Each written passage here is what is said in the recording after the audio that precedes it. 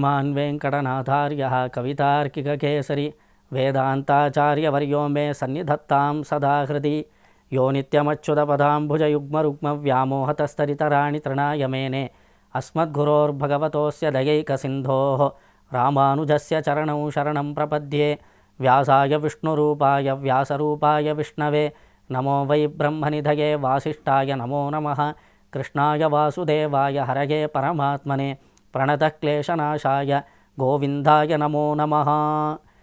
ಶ್ರೀ ಶಂಕರವಾಹಿನಿಯ ಮೂಲಕವಾಗಿ ಕಾರ್ಯಕ್ರಮವನ್ನು ವೀಕ್ಷಿಸುತ್ತಿರುವ ಎಲ್ಲ ಭಕ್ತರಿಗೂ ನಮ್ಮ ಅನೇಕ ಕೋಟಿ ಪ್ರಣಾಮಗಳನ್ನು ಸಮರ್ಪಿಸುತ್ತೇವೆ.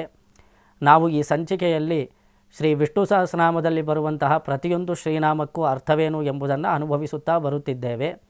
ಶ್ರೀ ಪರಾಶರ ಭಟ್ಟರ ಭಗವದ್ಗುಣದರ್ಪಣಂ ಎಂಬ ಭಾಷ್ಯವನ್ನು ಆಧಾರವಾಗಿಟ್ಟುಕೊಂಡು ಪ್ರತಿಯೊಂದು ಶ್ರೀನಾಮಕ್ಕೂ ಅರ್ಥವಿಶೇಷವನ್ನು ನಾವು ತಿಳಿದುಕೊಂಡು ಬರುತ್ತಿದ್ದೇವೆ. ಅದರಂತೆ ಶ್ರೀ ವಿಷ್ಣು ಸಹಸ್ರನಾಮದಲ್ಲಿ ಬರುವಂತಹ 84ನೇ ಶ್ರೀನಾಮ ಕೃತಿ ಎಂಬುದು. ಶ್ರೀಯಪತಿಯಾದ ಶ್ರೀಮನ್ನಾರಾಯಣನನ್ನು ವೇದವ್ಯಾಸರು ಕೃತಯೇ ನಮಃ ಎಂದು ಕೊಂಡಾಡಿದ್ದಾರೆ. ಈ ಶಬ್ದಕ್ಕೆ ಅರ್ಥವನ್ನು ವಿವರಿಸಬೇಕಾದರೆ ಪರಾಶರ ಭಟ್ಟರು ಯಸ್ಮಾತ್ ಪ್ರಸನ್ನಾತ್ ಸುಕೃತಂ ತೇಷಾಂ ಸ ಕೃತಿರಿಷ್ಯತೆ ಪ್ರಯತ್ನೋ ವಾ ಕ್ರಿಯಾವಾಥ ಕೃತಿರುಕ್ತ ಕ್ರಿಯಾವತಾಂ ಎಂದು ವಿವರಿಸಿದ್ದಾರೆ. ಯಾರು ಪ್ರಸನ್ನನಾದರೆ ಅದು ಸುಕೃತವಾಗತ್ತು. ನಾವು ಯಾವುದೋ ಒಂದು ಕಾರ್ಯವನ್ನು ಮಾಡ್ತೇವೆ, ಅದು ಭಗವಂತನಿಗೆ ಸಮರ್ಪಣೆ ಮಾಡಿದಾಗ ಅವನು ಪ್ರಸನ್ನನಾಗುತ್ತಾನೆ. ಅವನು ಪ್ರಸನ್ನನಾಗುವುದರಿಂದ ನಾವು ಮಾಡುವಂತಹ ಕ್ರಿಯೆ ಸುಕೃತವಾಗತ್ತೆ, ಅದು ಪರಿಸಮಾಪ್ತಿವಾಗತ್ತೆ. ಯಾರು ನಮ್ಮ ಕಾರ್ಯಗಳನ್ನು ಪರಿಸಮಾಪ್ತಿ ಮಾಡುತ್ತಾನೋ ಅವನನ್ನು ಕೃತಿ ಎಂದು ವಿಷ್ಣು ಸಹಸ್ರನಾಮ ಕೊಂಡಾಡತ್ತೆ. ನಾವು ದೇವಸ್ಥಾನಕ್ಕೆ ಹೋಗ್ತೀವಿ ಅಂತ ಇಟ್ಕೊಳ್ಳಿ, ದೇವಸ್ಥಾನಕ್ಕೆ ಹೋಗುವಂತಹ ಕೈಂಕರ್ಯ ನಾವು ಆ ಒಂದು ಪುಣ್ಯವನ್ನು ಪರಮಾತ್ಮನಿಗೆ ಸಮರ್ಪಣೆ ಮಾಡಿಬಿಡಬೇಕು. ದೇವಸ್ಥಾನಕ್ಕೆ ಯಾಕೆ ಹೋಗ್ತೀವಿ? ಭಗವಂತನಿಗೋಸ್ಕರ ಹೋಗುತ್ತೇವೆ. ಅದಕ್ಕೆ ನಾವು ದೇವಸ್ಥಾನಕ್ಕೆ ಹೋದರೆ ಭಗವಂತ ಅದರಿಂದ ಪ್ರಸನ್ನನಾಗುತ್ತಾನೆ. ಅವನ ಪ್ರಸನ್ನತೆಯಿಂದ ನಾವು ದೇವಸ್ಥಾನಕ್ಕೆ ಹೋಗುವುದು ಎಂಬ ಕ್ರಿಯೆ ಸುಕೃತವಾಗತ್ತೆ. ಅದು ನಮಗಿನ್ನೂ ಅಷ್ಟು ಅರ್ಥವಾಗಬೇಕು ಅಂದರೆ ನಾವು ಕೆಲವೊಂದು ಕಥೆಗಳನ್ನು ನೋಡಬಹುದು. ಶ್ರೀಮದ್ ರಾಮಾಯಣದಲ್ಲಿ ಒಂದು ಕಥೆ ನಡೆಯುತ್ತೆ. ಆದರೆ ಅದಕ್ಕಿಂತ ಮುಂಚೆ ನಮ್ಮ ದೇವಸ್ಥಾನದಲ್ಲೇ ನಡೆದಂತಹ ಒಂದು ಘಟನೆಯನ್ನು ನಾನು ಈ ಮೂಲಕ ನಿಮ್ಮೊಂದಿಗೆ ಹಂಚಿಕೊಳ್ಳುತ್ತೇನೆ. ಶ್ರೀ ವೇಣುಗೋಪಾಲಕೃಷ್ಣ ಸ್ವಾಮಿ ದೇವಸ್ಥಾನ ಬೆಂಗಳೂರು ಮಹಾನಗರಿಯ ಮಲ್ಲೇಶ್ವರ ಕ್ಷೇತ್ರದಲ್ಲಿರುವಂತಹದ್ದು. ಇಲ್ಲಿ ಕೃಷ್ಣನ ಸನ್ನಿಧಾನ ಅದ್ಭುತವಾಗಿ ನಾಲ್ವಡಿ ಕೃಷ್ಣರಾಜರ ಒಡೆಯರ ಕಾಲದಲ್ಲಿ ಈ ದೇವಸ್ಥಾನ ನಿರ್ಮಿತವಾಗಿದ್ದು, ಈ ಸಮೀಪ ಕಾಲದಲ್ಲಿ ಅಲ್ಲಿ ಬೆಳ್ಳಿ ಸಹಿತ ಒಂದು ಚಿನ್ನದ ರಥವನ್ನು ಪರಮಾತ್ಮನಿಗೆ ಸಮರ್ಪಣೆ ಮಾಡಲಾಗಿತ್ತು. ಆ ರಥದ ಸಂಪ್ರೋಕ್ಷಣಾ ಕಾರ್ಯಕ್ರಮ ತುಂಬ ವಿಶೇಷವಾಗಿ ನಡೆಯಿತು. ನೋಡಿ, ಭಗವಂತನಿಗೆ ಯಾವುದಾದ್ರೂ ಒಂದು ವಸ್ತು ಸಮರ್ಪಣೆ ಮಾಡಬೇಕಾದ್ರೆ ಆ ವಸ್ತುವನ್ನು ಮೊದಲು ನಾವು ಅದಕ್ಕೆ ಸಂಸ್ಕಾರಗಳನ್ನೆಲ್ಲ ಮಾಡಿ ಪರಿಶುದ್ಧವಾಗಿ ಆದ ನಂತರ ಅದನ್ನು ಭಗವಂತನಿಗೆ ಸಮರ್ಪಿಸಬೇಕು. ರಥದಲ್ಲಿ ದೇವರನ್ನು ಕೂಡಿಸಬೇಕು ಅಂದರೆ ರಥಕ್ಕೆ ಸಂಪ್ರೋಕ್ಷಣೆ ನಡಿಬೇಕಲ್ಲ. ಅದು ಆಗಮಶಾಸ್ತ್ರೋಕ್ತವಾಗಿ ಹಲವಾರು ಜನ ಪಂಡಿತರು ಬಂದು ರಥ ಸಂಪ್ರೋಕ್ಷಣಾ ಕಾರ್ಯಕ್ರಮವನ್ನು ಭಾಳ ವಿಶೇಷವಾಗಿ ನಡೆಸ್ಕೊಟ್ರು.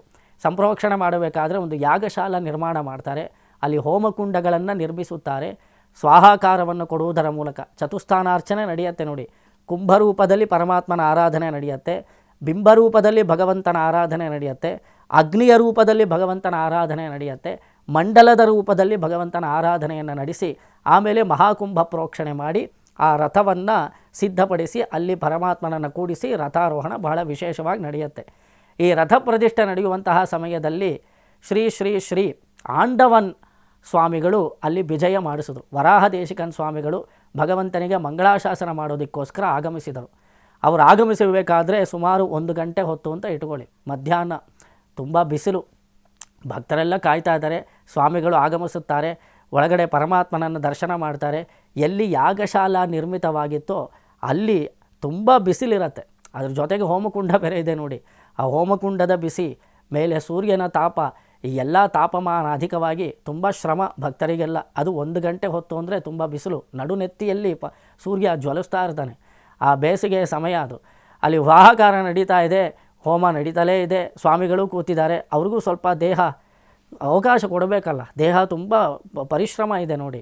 ಆ ಮೇಲೆ ಸೂರ್ಯನ ತಾಪಮಾನ ಅಧಿಕವಾಗಿದ್ದು ಸ್ವಾಮಿಗಳು ಸ್ವಲ್ಪ ವಿಶ್ರಾಂತಿ ತಗೊಂಡು ಅವರು ಕಷ್ಟಪಡ್ತಾ ಇರುವಂತೆ ಕಾಣಿಸಲಾಗಿ ಅಲ್ಲಿರುವಂತಹ ಭಕ್ತರೆಲ್ಲರೂ ಕೂಡ ತುಂಬ ಕಷ್ಟಪಡ್ತಾ ಇದ್ದಾರೆ. ಆ ಸಮಯದಲ್ಲಿ ಈ ಹೋಮವನ್ನು ಬೇಗ ಮುಗಿಸಬೇಕು ಎಂದು ಹೇಳಿ ಅಲ್ಲಿದ್ದಂತಹ ಪ್ರಧಾನ ದೀಕ್ಷಿತರು ಹೋಮ ಮಾಡಬೇಕಾದ್ರೆ ಒಂದೊಂದು ಹೋಮ ಇದೆ ಬಿಡಿ, ಅದಕ್ಕೆ ಉಚಿತವಾದ ಹೋಮಗಳು. ಆ ರಥ ಪ್ರತಿಷ್ಠೆಗೆ ಸಂಬಂಧಿಸಿದ ಹಾಗೆ ಕೆಲವು ಹೋಮಗಳು ನಡೆಯುತ್ತೆ. ಅಲ್ಲಿ ಪ್ರಧಾನ ಹೋಮ, ಶಾಂತಿ ಹೋಮ ಇತ್ಯಾದಿಗಳೆಲ್ಲ ನಡೆಯುತ್ತೆ. ಕಡೆಯಲ್ಲಿ ಪ್ರಾಯಶ್ಚಿತ್ತ ಹೋಮ, ಪರಿವಾರ ದೇವತಾ ಹೋಮ ಇತ್ಯಾದಿಗಳೆಲ್ಲ ನಡೆಯುತ್ತೆ. ಪ್ರಧಾನ ಪುರುಷನಾದ ಪರಮಾತ್ಮನನ್ನು ಉದ್ದೇಶಿಸಿ ಮಾಡುವಂತಹ ಪ್ರಧಾನ ಹೋಮವೆಲ್ಲ ಮುಗಿದ ನಂತರ 2 ಗಂಟೆ ಅಷ್ಟೊತ್ತಿಗೆ ಪೂರ್ಣಾಹುತಿ ನಡಿಬೇಕು, ಮಹಾಮಂಗಳಾರತಿ ಆಗಬೇಕು, ಪ್ರಸಾದ ವಿನಿಯೋಗ ನಡಿಬೇಕು. ಅಲ್ಲೊಂದು ಕಾರ್ಯಕ್ರಮ ಬೇರೆ ಇತ್ತು. ಆದರೆ ಈಗಾಗಲೇ 1 ಗಂಟೆ ಆಗೋಗಿದೆ. ಹೋಮನ ಬೇಗ ಮುಗಿಸ್ಬೇಕು. ಅದಕ್ಕೆ ಪರಿವಾರ ದೇವತಾ ಹೋಮ ಮಾಡಿ ಆಮೇಲೆ ಪೂರ್ಣಾಹುತಿ ಮಾಡಬೇಕು. ಅಲ್ಲಿದ್ದಂತಹ ಪ್ರಧಾನ ದೀಕ್ಷಿತರು ಒಂದೊಂದೇ ದೇವತೆಗಳಿಗೆ ಆಹುತಿ ಕೊಡೋದನ್ನು ಬಿಟ್ಟು ನೀವು ಪ್ರಧಾನ ದೇವತೆ ಶ್ರೀಮನ್ನಾರಾಯಣನಿಗೆ, ಶ್ರೀಕೃಷ್ಣ ಪರಮಾತ್ಮನಿಗೆ ಒಂದೇ ಆಹುತಿ ಕೊಡುವುದರ ಮೂಲಕ ಈ ಹೋಮವನ್ನು ಬೇಗ ಪರಿಸಮಾಪ್ತಿ ಮಾಡಿ ಅಂತ ಹೇಳಿ ಸಮಸ್ತ ಪರಿವಾರಾಯ ಶ್ರೀಮತೆ ನಾರಾಯಣಾಯ ನಮಃ ಅಂತ ಹೋಮ ಮಾಡಿ ಮುಗಿಸ್ಬಿಟ್ರು. ಪೂರ್ಣಾಹುತಿ ಆಗೋಯಿತು. ಬೇಗ ಅಲ್ಲಿ ಸ್ವಾಮಿಗಳಿಗೂ ಮಾಲೆ ಮರ್ಯಾದೆ ಎಲ್ಲ ಮುಗಿದು 2 ಗಂಟೆ ಅಷ್ಟೊತ್ತಿಗೆ ಕಾರ್ಯಕ್ರಮ ಮುಂದುವರಿಯಿತು. ಅಲ್ಲಿದ್ದಂತಹ ಕೆಲವು ದೀಕ್ಷಿತರು ಆ ಪ್ರಧಾನ ದೀಕ್ಷಿತರ ಹತ್ರ ಹೋಗಿ ಒಂದು ಪ್ರಶ್ನೆ ಹಾಕಿದ್ರು. ಅದೇನು ಅಂದರೆ, ಪರಿವಾರ ದೇವತೆಗಳಿಗೆ ನೀವು ಪ್ರತ್ಯೇಕವಾಗಿ ಸ್ವಾಹಾಕಾರ ಕೊಡಲಿಲ್ವಲ್ಲ, ಇದು ದೋಷವಾಯಿತಲ್ಲ ಅಂತ ಕೇಳಿದಾಗ ಪ್ರಧಾನ ದೀಕ್ಷಿತರು ಹೇಳ್ತಾರೆ, ಪರಿವಾರ ದೇವತೆಗಳ ಅಂತರ್ಯಾಮಿಯಾಗಿ ಪ್ರಧಾನ ದೇವತೆ ಇರೋದರಿಂದ ಪ್ರಧಾನ ದೇವತೆಯಾದ ಶ್ರೀ ಕೃಷ್ಣ ಪರಮಾತ್ಮ ಸಂತುಷ್ಟನಾದರೆ, ಪ್ರಸನ್ನನಾದರೆ ಎಲ್ಲ ಪರಿವಾರ ದೇವತೆಗಳ ಹೊಟ್ಟೆನೂ ತುಂಬತ್ತೆ. ನೋಡಿ, ಭಗವಂತನಿಗೆ ವೇಳೆ ಇಲ್ಲ, ಬಿಸಿಲು ತಾಪಮಾನ ಅಧಿಕವಾಗಿದೆ, ಶ್ರಮ ಪಡ್ತಾ ಇದ್ದಾರೆ ಸ್ವಾಮಿಗಳು, ಭಕ್ತರೆಲ್ಲ ಶ್ರಮ ಪಡ್ತಾ ಇದ್ದಾರೆ. ನಾವು ಬೇಗ ಈ ಕಾರ್ಯವನ್ನು ಮುಗಿಸಬೇಕು ಅಂದರೆ, ನಾವು ಮಾಡುವಂತಹ ಕರ್ಮ ಸುಕೃತವಾಗಬೇಕಾದರೆ ಭಗವಂತ ಪ್ರಸನ್ನನಾಗಬೇಕು. ಭಗವಂತನನ್ನು ಉದ್ದೇಶಿಸಿ ಭಗವತ್ ಪ್ರೀತ್ಯರ್ಥವಾಗಿ ನಾವು ಹೋಮವನ್ನು ಮಾಡಿದಾಗ ಸಕಲ ದೇವತಾ ಅಂತರ್ಯಾಮಿಯನ್ನು ಉದ್ದೇಶಿಸಿ ನಾವು ಸ್ವಾಹಾಕಾರ ಕೊಟ್ಟಿರೋದ್ರಿಂದ ಅಂತರ್ಯಾಮಿಯಾಗಿರುವಂತಹ ಪರಮಾತ್ಮ ತೃಪ್ತನಾದರೆ ಅಂಗಸಂಭೂತರಾದ ಇತರ ದೇವತೆಗಳು ತೃಪ್ತರಾಗಂತೆ ಆಗೋದಿಲ್ಲವೇ? ನಾವು ಪ್ರತ್ಯೇಕವಾಗಿ ಇಂದ್ರಾಯ ಸ್ವಾಹ ಅಗ್ನೇಯ ಸ್ವಾಹ ಎಂದು ಕೊಟ್ಟು ಅಲ್ಲಿ ವಿಳಂಬ ಮಾಡುವುದರ ಬದಲು ಇಂದ್ರನಿಗೆ ಅಂತರ್ಯಾಮಿಯಾದ ಶ್ರೀ ಕೃಷ್ಣ ಪರಮಾತ್ಮನಿಗೆ ಎಲ್ಲವನ್ನೂ ಸಮರ್ಪಣೆ ಮಾಡಿದಾಗ ಎಲ್ಲ ದೇವತೆಗಳು ಸಂತುಷ್ಟರಾಗುತ್ತಾರೆ, ಎಲ್ಲರೂ ಪ್ರಸನ್ನರಾಗುತ್ತಾರೆ. ಕಾರಣ ಏನು ಅಂದರೆ, ಸಕಲ ದೇವತಾ ಅಂತರ್ಯಾಮಿಯಾದವನು ಪರಮಾತ್ಮನೇ. ಈ ರೀತಿ ಮಾಡಬಹುದಾ? ಹಿಂದೆ ರಾಮನೂ ಕೂಡ ಈ ರೀತಿ ಮಾಡ್ದ ಅಂತ ಹೇಳಿಬಿಟ್ರು. ಅದೇನಂದರೆ, ರಾಮಾಯಣ ಕಾಲದಲ್ಲಿ ರಾಮಚಂದ್ರ ಸ್ವಾಮಿ ಒಂದು ಅಶ್ವಮೇಧ ಯಜ್ಞ ಮಾಡ್ತಾನೆ. ಈ ಅಶ್ವಮೇಧ ಯಜ್ಞ ಮಾಡಬೇಕು ಅಂದರೆ ಕುದುರೆಯನ್ನು ಕಳಿಸ್ತಾರೆ. ಆ ಕುದುರೆ ಎಲ್ಲ ಪ್ರದೇಶಗಳಿಗೂ ಹೋಗುತ್ತೆ. ಯಾರು ಕುದುರೆಯನ್ನು ಕಟ್ಟಿದಾರೋ ಅವರ ವಿರುದ್ಧ ಯುದ್ಧ ಮಾಡಬೇಕು. ಗೆದ್ದ ನಂತರ ಆಮೇಲೆ ಆ ಕುದುರೆಯನ್ನು ವಾಪಸ್ಸು ಕರೆದುಕೊಂಡು ಬಂದು ಅಶ್ವಮೇಧ ಯಜ್ಞ ಮಾಡಿ ಅದು ಚಕ್ರವರ್ತಿಯನ್ನು ಹಡೆಯುವಂತಹ ಒಂದು ಉತ್ತಮವಾದ ಯಾಗ. ನೋಡಿ, ಕುದುರೆಯನ್ನು ಕಳಿಸ್ತಾರೆ ರಾಮ, ಅದು ಎಲ್ಲ ಪ್ರಾಂತ್ಯಕ್ಕೆ ಸುತ್ತಕೊಂಡು ಬಂದು ಪುನಃ ವಾಪಸ್ಸು ಬಂದ್ಬಿಡತ್ತೆ ಸ್ವರಾಜ್ಯಕ್ಕೆ. ಆ ಕುದುರೆಯನ್ನು ಬಲಿ ಕೊಟ್ಟು ಅದರಿಂದ ವಪಾಹೋಮ ಮಾಡಿ ಅಶ್ವಮೇಧ ಯಜ್ಞವನ್ನು ಪರಿಸಮಾಪ್ತಿ ಮಾಡಬೇಕು. ರಾಮನ ಕರಸ್ಪರ್ಶವಾಗಿದ್ದ ತಕ್ಷಣ ಆ ಕುದುರೆಯನ್ನು ಮುಟ್ಟುತ್ತಾನೆ ರಾಮ. ಮುಟ್ಟಿದ ತಕ್ಷಣ ಅಲ್ಲೊಬ್ಬ ದೇವತೆ ಬಂದು ವೈಕುಂಠ ಲೋಕದಿಂದ ಒಂದು ದಿವ್ಯವಾದ ವಿಮಾನ ಇಳಿದು ಆ ದೇವತೆ ಕೈ ಮುಗಿದು ನಮಸ್ಕಾರ ಮಾಡುತ್ತೆ ರಾಮನನ್ನು. ಅದೇನು ಅಂದರೆ, ಅದಕ್ಕೊಂದು ಶಾಪವಿತ್ತು. ಆ ದೇವತೆ ಒಂದು ಅಗಸ್ತ್ಯ ಮಹರ್ಷಿಗಳ ಶಾಪವಿತ್ತು. ಆ ಅಗಸ್ತ್ಯ ಮಹರ್ಷಿಗಳ ವಿಷಯದಲ್ಲಿ ಅಪಚಾರ ಮಾಡಿದ್ದರಿಂದ ನೀನು ಕುದುರೆಯಾಗಿ ಹುಟ್ಟು ಅಂತ ಅವರು ಶಾಪ ಹಾಕಿದ್ರು. ಆಗ ಇವರು ಪ್ರಾಯಶ್ಚಿತ್ತಕ್ಕೋಸ್ಕರ ಇವರು ಪ್ರಾರ್ಥನೆ ಮಾಡಿದಾಗ ರಾಮನ ಕರಸ್ಪರ್ಶವೇರ್ಪಟ್ಟು ನಿನಗೆ ಶಾಪ ವಿಮೋಚನೆಯಾಗತ್ತೆ ಅಂತ ಹೇಳಿ ಕಳಿಸಿದ್ರು ಅಗಸ್ತ್ಯರು. ಆಗ ಆ ಒಂದು ಪಾಪಿ ಯಾರು ಅಪಚಾರ ಮಾಡಿದ್ನೋ ಆತ ಕುದುರೆಯಾಗಿ ಹುಟ್ಟಿದ್ದ. ಅದೇ ಕುದುರೆಯನ್ನು ರಾಮ ಸ್ಪರ್ಶ ಮಾಡಿದ ತಕ್ಷಣ ಅವನಿಗೆ ಶಾಪ ವಿಮೋಚನೆಯಾಗಿ ವೈಕುಂಠ ವಿಮಾನದಲ್ಲಿ ಪ್ರಯಾಣ ಮಾಡೋದನ್ನು ಗಮನಿಸ್ತಾರೆ. ಆ ದೇವತೆ ನಮಸ್ಕಾರ ಮಾಡಿ ನಿಮ್ಮಿಂದ ನಮಗೆ ಶಾಪ ವಿಮೋಚನೆಯಾಯಿತು ಎಂದು ಹೇಳಿ ಆ ವೈಕುಂಠ ಲೋಕಕ್ಕೆ ಹೊರಟು ಬಿಡ್ತಾನೆ ಆ ದೇವತೆ. ಅಲ್ಲಿದ್ದಂಥವರೆಲ್ಲ ತುಂಬ ಆಶ್ಚರ್ಯವಾಗಿ ನೋಡ್ತಾರೆ. ಈಗ ಒಂದು ಸಮಸ್ಯೆ ಆಗತ್ತೆ ನೋಡಿ, ಕುದುರೆಯ ವಪಾಹೋಮದಿಂದ ತಾನೇ ಅಶ್ವಮೇಧ ಯಜ್ಞ ಪರಿಸಮಾಪ್ತಿ ಆಗುತ್ತೆ. ಯಜ್ಞ ಪೂರ್ತಿ ಆಗಲಿಲ್ವಲ್ಲ, ಇವಾಗ ಏನು ಮಾಡೋದು ಅಂತ ಒಂದು ಸಂದೇಹ ಎಲ್ಲರ ಮನಸ್ಸಿನಲ್ಲೂ ಒಬ್ರಿಗೊಬ್ಬರು ಮಾತಾಡ್ಕೊಳ್ತಾರೆ. ಆಗ ವಸಿಷ್ಠರು ರಾಮನಿಗೆ ಒಂದು ದೊಡ್ಡ ಆರತಿ ಮಾಡಿಬಿಡಿ, ಯಜ್ಞ ಪರಿಸಮಾಪ್ತಿ ಆಗತ್ತೆ ಅಂತ ಹೇಳಿಬಿಟ್ರಂತೆ. ಎಲ್ಲರೂ ಬಂದು ಒಂದು ರಥಾರ್ತಿ ಕುಂಭಾರ್ತಿ ಎಲ್ಲ ಮಾಡಿ ರಾಮನನ್ನು ಕೂಡಿಸಿ ರಾಮನಿಗೆ ಎಲ್ಲ ಆರತಿ ಮಾಡುವುದರ ಮೂಲಕ ಯಜ್ಞವನ್ನು ಪರಿಸಮಾಪ್ತಿ ಮಾಡಿದ್ರು. ಎಲ್ಲರೂ ಒಂದು ಪ್ರಶ್ನೆ ಕೇಳಿದ್ರು ವಸಿಷ್ಠರ ಬಳಿ.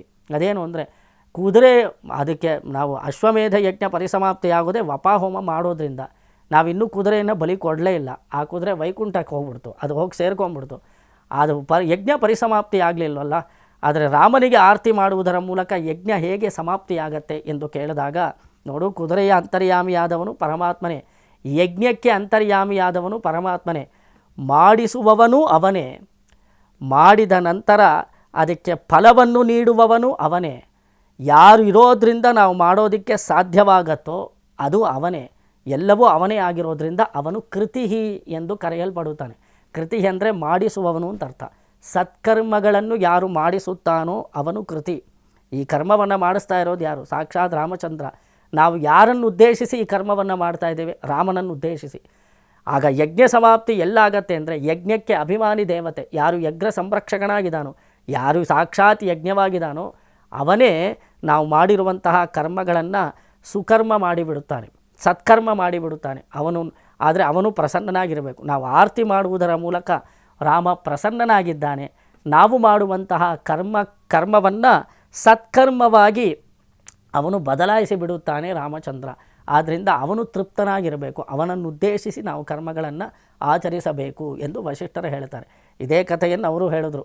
ಪ್ರತ್ಯೇಕವಾಗಿ ನಾವು ಪರಿವಾರ ದೇವತೆಗಳಿಗೆ ಸಹಕಾರ ಕೊಟ್ಟು ವಿಳಂಬ ಮಾಡೋದಕ್ಕಿಂತಲೂ ಸಕಲ ದೇವತಾಂತರ್ಯಾಮಿಯಾದ ಪರಮಾತ್ಮನನ್ನು ಉದ್ದೇಶಿಸಿ ನಾವು ಸಹಕಾರವನ್ನು ಕೊಟ್ಟರೆ ಅವನು ಪ್ರಸನ್ನನಾಗಿದ್ದರೆ ನಾವು ಮಾಡುವಂತಹ ಕರ್ಮ ಸತ್ಕರ್ಮವಾಗ್ಬಿಡತ್ತೆ. ಅವನು ಪ್ರಸನ್ನನಾಗೋದು ಯಾವಾಗ ಅಂತ ಕೇಳಿದ್ರೆ ನಾವು ಭಗವದಾಜ್ಞೆಯ ಭಗವತ್ ಪ್ರೀತ್ಯರ್ಥಂ ಎಂದು ಸಂಕಲ್ಪ ಮಾಡಿ ಕರ್ಮದಲ್ಲಿ ತೊಡಗಿದಾಗ, ಇದು ಭಗವಂತನಿಗೆ ಪ್ರೀತಿಯಾಗಲಿ ಎಂಬ ಸಂಕಲ್ಪದಿಂದ ನಾವು ಯಾವುದಾದ್ರೂ ಒಂದು ಕರ್ಮ ಮಾಡಿದ್ರೆ ಅದರಲ್ಲಿ ಏರ್ಪಡುವಂತಹ ಲೋಪದೋಷಗಳು ನಮ್ಮನ್ನು ಬಾಧಿಸುವುದಿಲ್ಲ. ಕಾರಣ ಏನು ಅಂದರೆ ಭಗವಂತ ನಮ್ಮನ್ನು ಸಂರಕ್ಷಣೆ ಮಾಡುತ್ತಾನೆ.